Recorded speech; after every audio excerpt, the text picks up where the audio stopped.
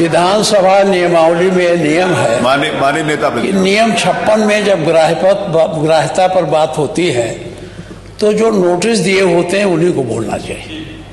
जब चर्चा होती है तो पूरा सदन, कोई भी सदस्य उसमें हिस्सा ले सकता। मैं कोई आपत्ति इस बात की है, क्या माननीय सदस्य ने आपको कोई नोटिस दी थी? अगर नहीं नोटिस दी है तो ग्राह्यता पर इनको कैसे बोलने दिया गया? मैं ज्यादा नहीं, 2 बात कहना चाहता हूं। मैं बहराइच खुद गया था। माननीय मुख्यमंत्री जी, बहराइच में जिस रास्ते से जुलूस निकलता था उस रास्ते में परंपरागत रूप से 50 मीटर में बड़ी घनी बस्ती है और वहाँ बड़ी संख्या में मुस्लिम आबादी है। जब पहले जुलूस जाता था तो वहाँ बड़ी संख्या में फोर्स लगा दी जाती थी।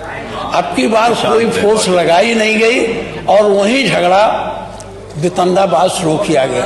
अब ये कहना कि फोर्स मांगी नहीं गई, अरे सुनिए, हम भी जानते हैं। अरे शांत रहिए, प्लीज शांत। वहां के थानाध्यक्ष ने पुलिस अधीक्षक को चिट्ठी लिखा था, थाना हरजी क्षेत्र में हर वर्ष की भांति इस वर्ष भी दशहरा हर्षोल्लास से मनाया जाएगा, जिसको सकुशल संपन्न कराने हेतु अतिरिक्त पुलिस बल की मांग हेतु प्रत्यावेदन। महोदय, सादर निवेदन है कि थाना स्थानीय क्षेत्र पूर्व की भांति इस वर्ष भी दशहरा पूरे हर्षोल्लास के साथ मनाया जाएगा। त्योहार के पूर्व की भांति इस वर्ष भी सकुशल संपन्न कराने हेतु इस अतिरिक्त बल, जिसमें 1.5 section PAC, 1.5 section paramilitary force की आवश्यकता है, जिसकी उक्त त्योहार सकुशल संपन्न कराया जा सके। ये चिट्ठी है। तो जब वो चिट्ठी आपका यशो पुलिस अधीक्षक को लिखा, ये फोर्स क्यों नहीं दी गई? क्योंकि वो समझता था यहाँ हो सकता है। उन्होंने किया तो ये आपके पुलिस प्रशासन की पूरी उदासीनता या तो उनकी साजिश का परिणाम है, यह बहराइच का दंगा। मैंने ये चिट्ठी आप वेरीफाई करवा लीजिएगा, देख लीजिए। अगर दिया गया, अगर ये फोर्स दे दिया गया होता तो वहाँ बहराइच में दंगा नहीं होता।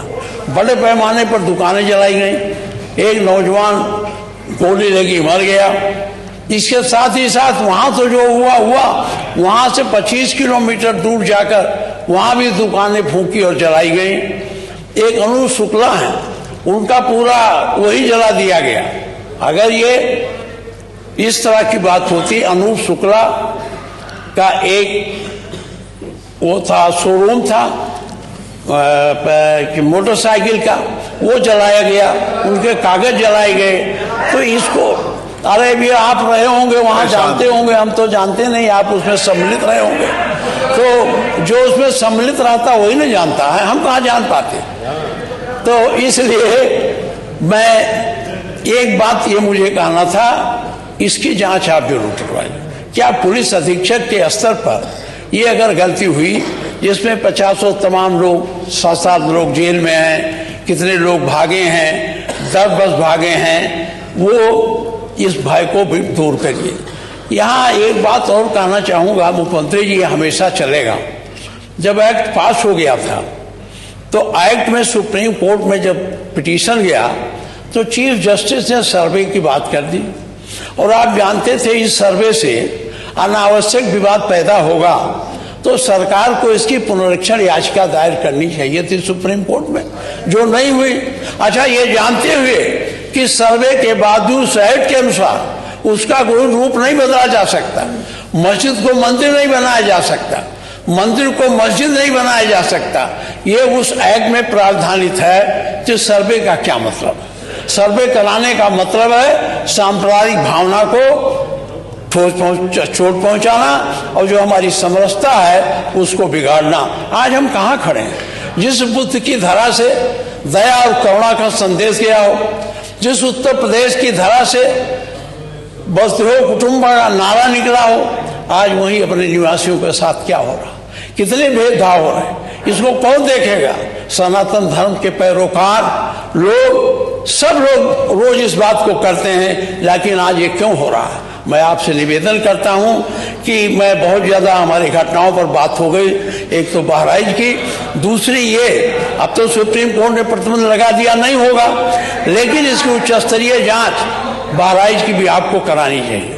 बहराइच केवल अधिकारियों के जांच पर न जाइए, आप तो विपक्ष में भी रहे हैं, ये अधिकारी, तब आप इनकी भी आलोचना करते रहे हैं, अब आप सरकार में हैं तो इनकी बातें सुन लेते हैं, ये कैसी रिपोर्ट देते हैं, कैसे आपको गुमराह करते हैं, कैसे शासन को इधर से उधर करने की बात करते हैं। इससे सावधानी पूर्वक आपसे मेरा निवेदन है। संभल भी उच्च स्तरीय जांच तो आपने बना दिया, कमेटी बना दी है। अब मैं अच्छा, ये आपने कहा मंदिर मिल गया, तो मंदिर तो अच्छी बात है, मिल गया, पहले से था, कौन नयापन आ गया।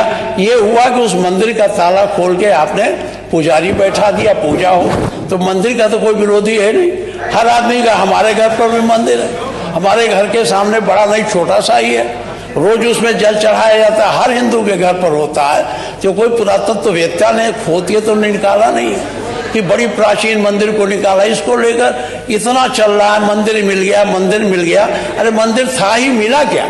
मंदिर था। इसलिए मैं आपसे आग्रह करूंगा, इस उत्तर प्रदेश की धरा को आप सांप्रदायिकता के आग में जाने से बचाइए। अगर ये सांप्रदायिकता की आग भड़की तो पूरा उत्तर प्रदेश यानी पूरा हिंदुस्तान में एक ऐसी स्थिति पैदा होगी जो हमारी समरसता है, जो हमारा हिंदू मुसलमान का भाईचारा है, वो टूटेगा, और जब वो टूटेगा तो अच्छी स्थिति नहीं बनेगी। इसलिए मैं आपसे आग्रह करता हूं कि आप इन दोनों घटनाओं का, आपने वहां तो, अब नहीं जानता, कमीशन ऑफ इंक्वायरी एक्ट के अंतर्गत उसे आपने जारी किया है। अगर कमीशन ऑफ इंक्वायरी एक्ट के अंतर्गत हुआ है तब तो जांच रिपोर्ट सदन के पटल पर आएगी। अगर कमीशन ऑफ इंक्वायरी एक्ट के अंतर्गत आपने जांच नहीं बैठाई है, सदन के पटल पर नहीं आएगी। मेरा आपसे अनुरोध है कि अगर वो